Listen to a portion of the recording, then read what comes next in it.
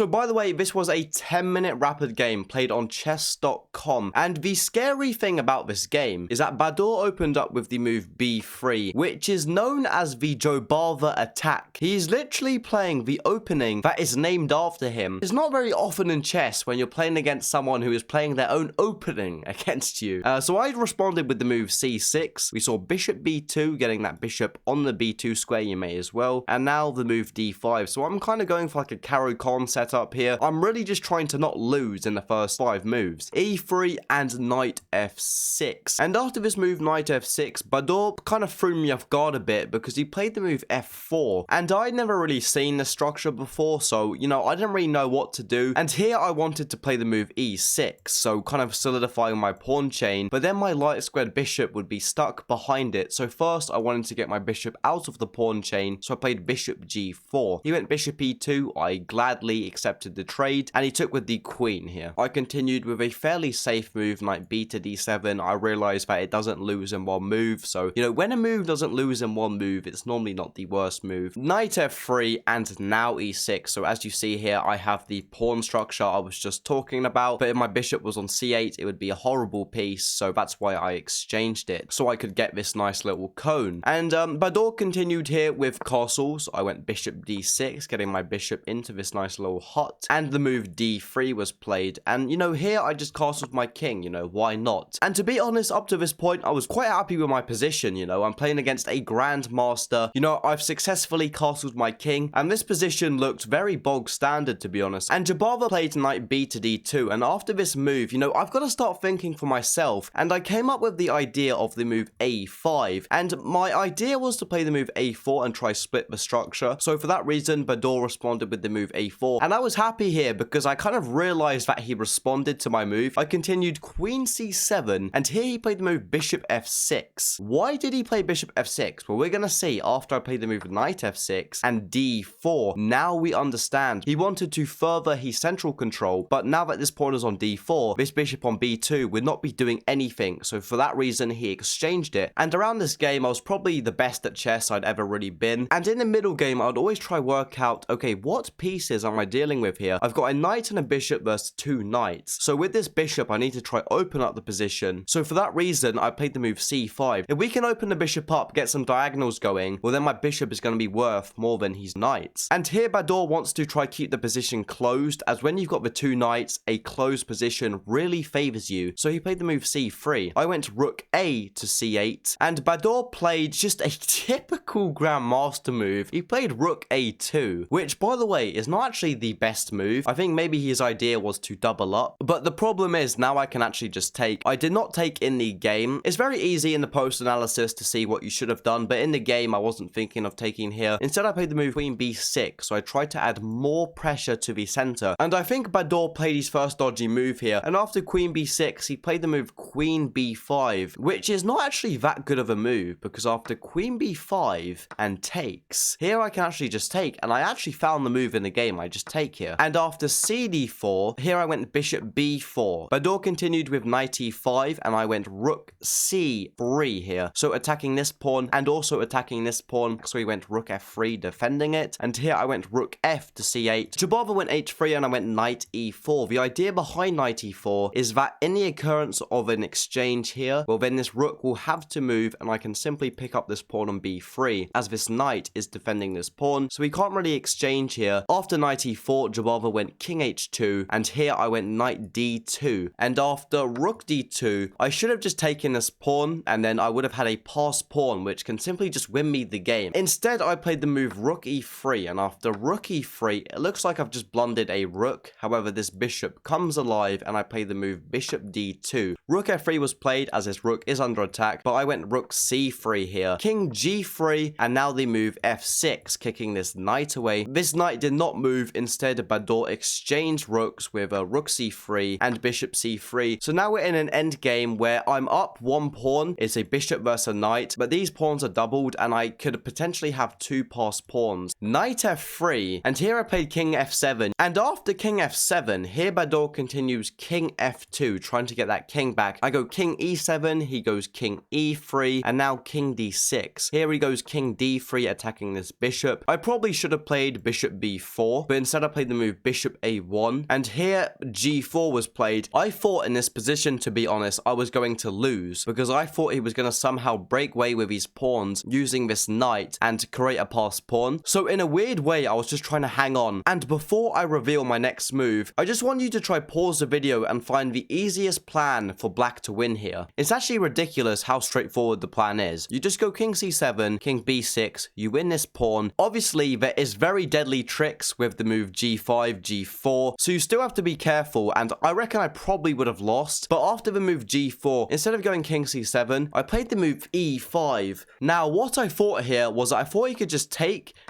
and he was going to take with this pawn, and I could simply just take back with the bishop, but instead I forgot he could take with the knight. And after this move knight e5, black does have an advantage here on the eval bar as there's doubled pawns, but I was not confident I was going to win this at all, so I just offered him a draw, because after this move knight e5, he actually accepted a draw. But anyway, I thought I would show this game today, as I never really show any of my games. If you want more videos like this, like and subscribe. If you enjoyed this video, I think you also might enjoy this video. Thank you for your time and attention. Have a good day.